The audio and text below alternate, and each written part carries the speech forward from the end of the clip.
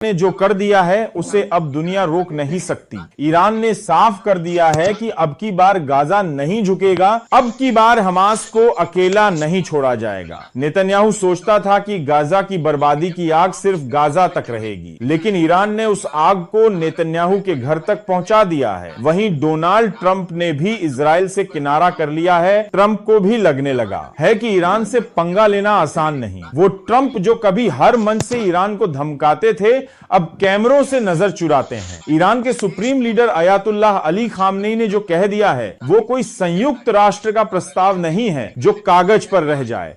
उन्होंने कहा, इंसानियत को मारने वालों को बख्शा नहीं जाएगा। अब नेतन्याहू वॉशिंगटन की तरफ देख रहे हैं, लेकिन ट्रंप कह रहे हैं हम नहीं पड़ेंगे। जो 2 साल से बम बरसा रहा था, अब उसके अपने घर में मलबा है। जो दूसरों की जमीनें खोद रहा था, अब अपनी जमीन पर सुरंगें तलाश रहा है कि कहीं से कोई मिसाइल न निकले। इसके अलावा इजराइल अब सिर्फ मिसाइलों से नहीं घिरा है, इजराइल इस वक्त अपने ही लोगों के गुस्से से घिरा है। हुती लड़ाके एक तरफ से हमले कर रहे हैं, मिसाइलें बारिश की तरह गिर रही हैं, लेकिन उससे बड़ा खतरा नेतन्याहू के अपने घर के अंदर खड़ा हो गया है।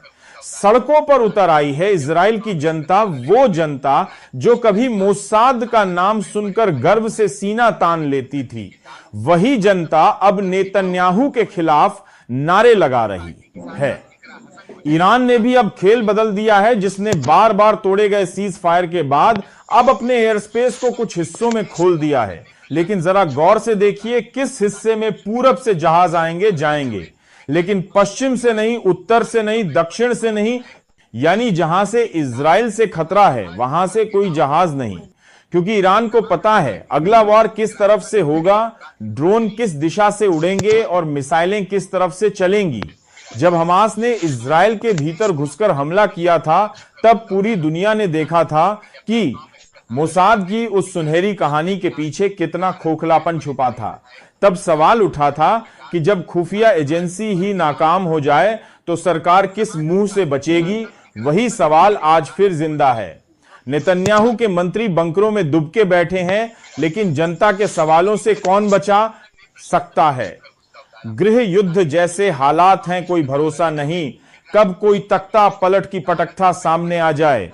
इसी बीच डोनाल्ड ट्रंप ने इजराइल को नसीहत दी थी कि फिजूल में बारूद मत बरसाओ, फिर भी ड्रोन भेजे गए और ईरान ने उन्हें हवा में ही गिरा दिया। अब ईरान कह रहा है कि अगर फिर से कोई ड्रामा हुआ तो हम अपनी ताकत दुनिया को दिखा देंगे, और ये कोई धमकी नहीं है, ये वो सच है जिसे इजराइल बार बार भुगत रहा है। इसीलिए एयरस्पेस बंद है ताकि कोई नागरिक जहाज मिसाइलों की जद में ना आए, और इसीलिए सारी तैयारियां पूरी हैं कि अगर धमकी का जवाब देना पड़ा तो ईरान पीछे नहीं हटेगा। अब आप सोचिए, वो देश जो अपने डर के नाम से दुनिया में खड़ा था, आज उस डर के भीतर कैसा डर बैठ गया है।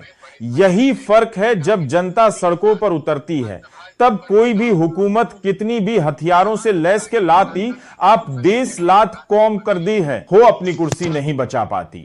लेकिन सच यह है कि तेल अवीव की सड़कों पर वो गुस्सा अब नेतन्याहू की तरफ मुड़ने लगा है। क्यों?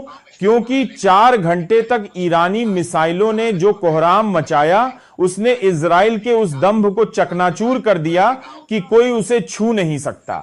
सवाल यह है कि अब नेतन्याहू क्या करेंगे। सीधा जवाब है, नया मोर्चा खोलेंगे। हिजबुल्लाह हो, लेबनान हो, गजा हो, कहीं तो हमला होगा ताकि लोगों की निगाहें मिसाइलों से बर्बाद शहरों से हट जाएं और नेतन्याहू की कुर्सी कुछ दिन और बच जाए। वैसे इन पूरी खबर पर आप क्या कहना चाहोगे? आप अपनी प्रतिक्रिया अवश्य दें।